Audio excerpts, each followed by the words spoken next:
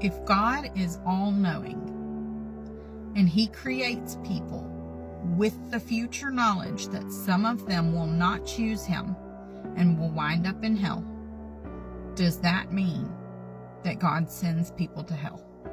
Every now and then, like deconstructing video will show up on my page, and this is a common question that I've noticed with people who are deconstructing from the faith.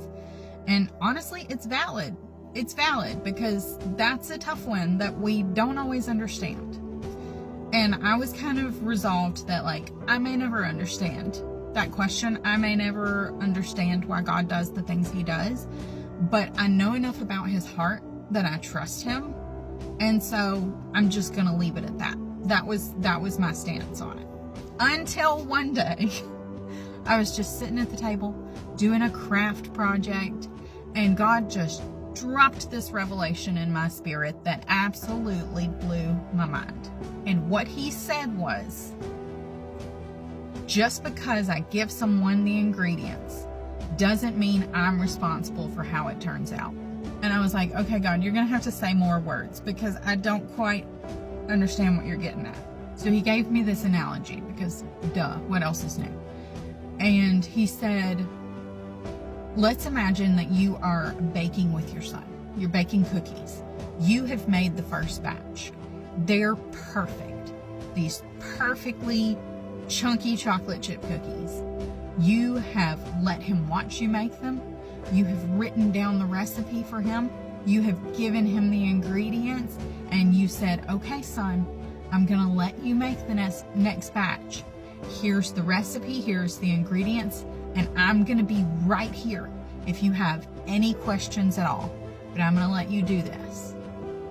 If he chose not to follow the recipe and not to ask for help, would you be responsible for him burning the cookies? And I was like, well, no, of course not, because I gave him everything he needed to succeed. And he said, exactly. Oh, y'all, God gives us everything we need to succeed in getting people to heaven and out of hell, in encouraging them along the way and helping them see the truth and make the right choice. We don't follow the recipe. That is not on God.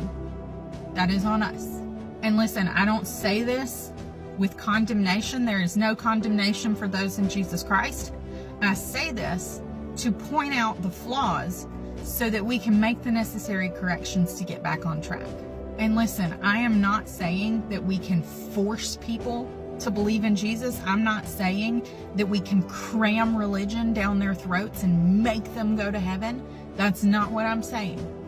But what I am saying is that if we loved people like the Bible commands us to, if we encourage people, if we find the good in them, if we point them to the love of God, they will have no reason to deconstruct. This is not on Jesus. This is on us. So, how do we fix it? In my personal opinion, it starts in your home. It starts with your kids. It starts with your family. Start small. Learn how to love your family well, and that love will radiate outwards. Get in relationship with God. Read your Bible. Memorize the recipe, okay? Ask questions, and let that love that's pouring onto you overflow onto others. Because what I've noticed is that in Christianity, we've got a whole lot of religion and a little bit of Jesus. We need to flip that around. And when I was asking God about this, and I was like, God, this just seems like too big a problem to fix. It just seems like too much to do. What do? He gave me an idea. And to be honest, it's brilliant. I can say that because it wasn't my idea. It was his idea. But he reminded me that the best thing my mother ever did for me was teach me how to hear God's voice.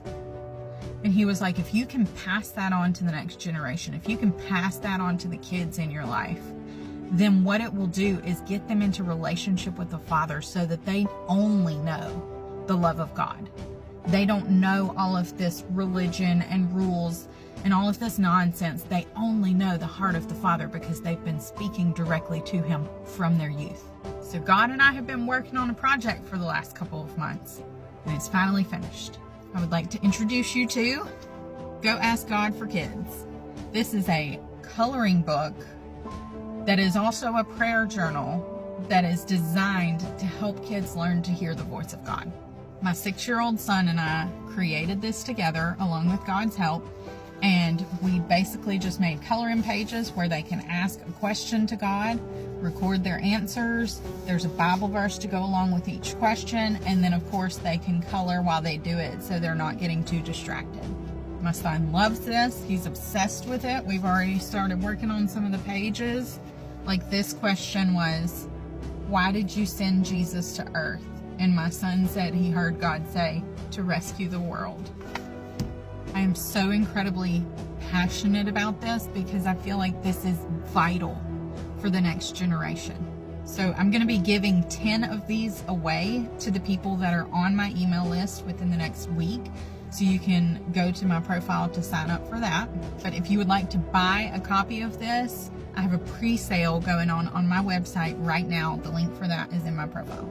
Let's get out there and change the world, shall we?